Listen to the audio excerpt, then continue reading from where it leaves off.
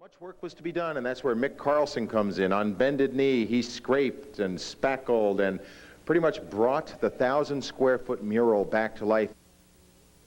But the mural was in bad shape. The paneling had been applied with glue, and when the paneling came off, so did parts of the mural. I just came in and went, wow, that's a project. And local artist Mic Carlson had no way of knowing just how enormous a project this would become. After all, he was trying to bring a masterpiece back from the dead. It's just common sense. That sums up the first part of the restoration. Scrape and spackle the holes. Then comes the tough part, recreating the work of an artist who is considered a master. Some walls were just perfect, and like two were just perfect. So I kind of took flowers from here, put them over here, knew how the brick was painted here, so I had to put it over there. So it's kind of jumping back and forth through the whole thing.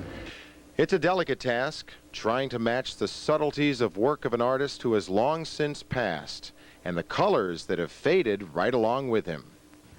I felt like Mathias Alten was watching over me a few times. Step back and, careful, careful, not too much. Mick spent the winter, spring, and summer breathing life into the art smothered by paneling and glue. But sometimes all it took was a little soap and water, not brush and paint, to get the job done. So I started cleaning, and this tree appeared. It was amazing. It was almost like a different way of painting, because you're cleaning, and all of a sudden you see lines, and then all of a sudden, green, what's this green down here, you know? And then all of a sudden it was this bucket, you know? I was going, wow, that's so cool. Now that his work is almost through, Mick will move on to his next project, probably something a little smaller, and certainly more portable. Now you've painted this great creation, and it's not going anywhere. You gotta come here to see it. The following HGTV program is an all-new episode. Restoration of a Michigan home shows that the only thing more colorful than the walls is the man who built the house. And in Colorado, this castle made of stone becomes a house of history for the couple restoring it. These stories and more, if walls could talk.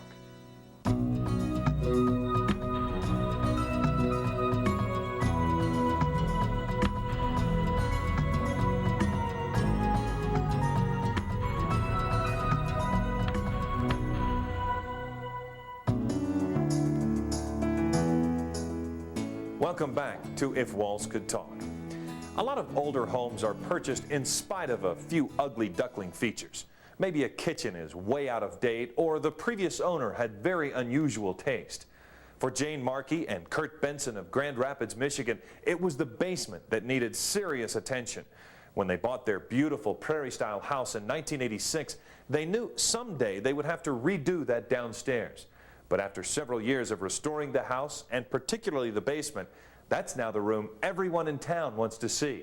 A discovery downstairs has taught Jane and Kurt much about the house and the colorful man who built it. They had been looking for houses in this neighborhood, but Kurt Benson was out of town taking the bar exam when Jane Markey found their dream house. And she calls and says, you gotta come home and look at this house. I said, I can't. So he finished the bar exam on Tuesday. We looked at the house again on Wednesday, and we bought it by Friday. It was a busy week. It was a busy Generally week. a very busy week. So I didn't care about the bar exam. I already passed mine, so it was. Yeah. Now the two attorneys and their children live in this beautiful 1924 craftsman-style home in Grand Rapids, Michigan. They've discovered that this home had many secrets to reveal. Decades ago, it was a focal point for the city, and Jane and Kurt benefit from its former prominence. Oh yes, in fact everybody that was anybody in Grand Rapids was here. In fact, that's part of the way that we had some of the restoration work done, is having people that had been in the house a lot in the 30s and told us what it looked like. The upstairs had many wonderful features. An original mural in the sunroom was in great shape. Kurt and Jane believe it was painted by Mathias Alten, a very prominent Midwestern artist in the early part of the 20th century.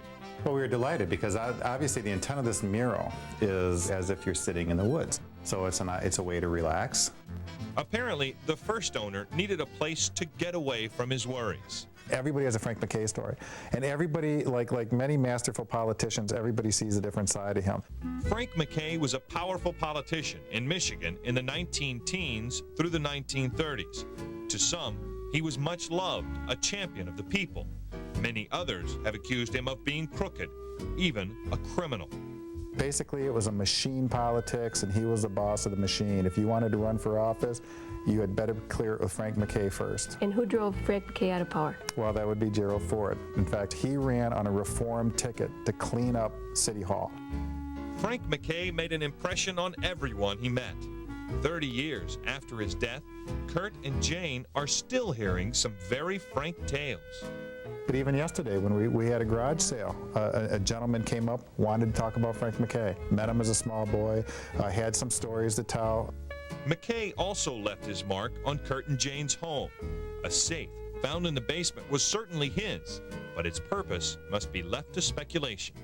And the vault was purportedly used to keep his booze during Prohibition. A story, by the way, that I've never believed, because Frank McKay was the kind of guy who probably kept his booze out in the open because who would dare arrest him? But the best discovery in the house was definitely hidden under a dark facade put up by some earlier owners. It covered all of the windows and all of the walls, except on this side of the room it was orange shag carpeting all over the walls and windows. And I can't emphasize how dark it was down here. A falling basement ceiling forced Kurt and Jane to gut this room and uncover their house's most colorful surprise. We literally had a claw hammer and a Crowbar? Yeah. And my neighbor and I pulled this thing away and cracked it open. The first thing we saw was this, what do you call it, splash of flowers. Beautiful spray of these yellow roses, yep. It was very exciting. Intact, as beautiful as it is. Our neighbor started crying.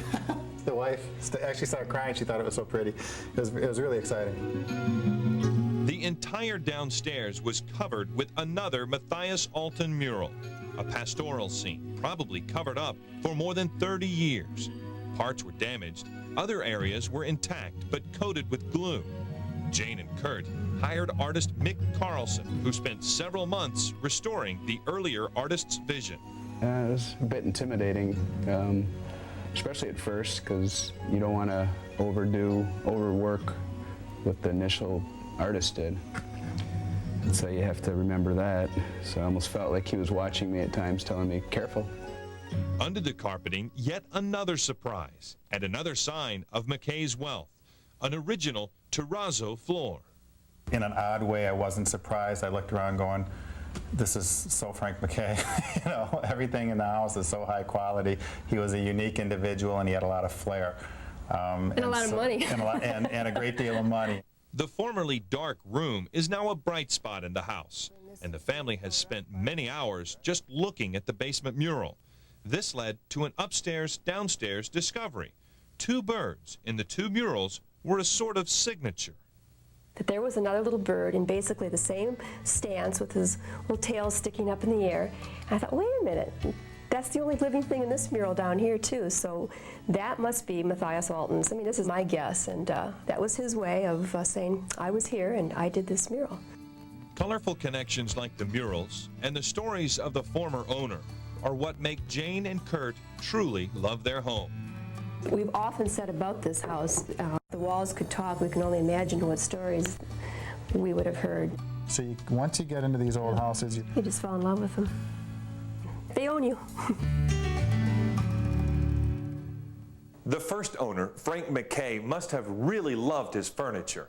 He and his wife would spend their winters in an even bigger house in Sarasota, Florida. But rather than furnish two houses, Frank would load every rug and every stick of furniture onto a moving van each year and transport all of his belongings to his vacation house.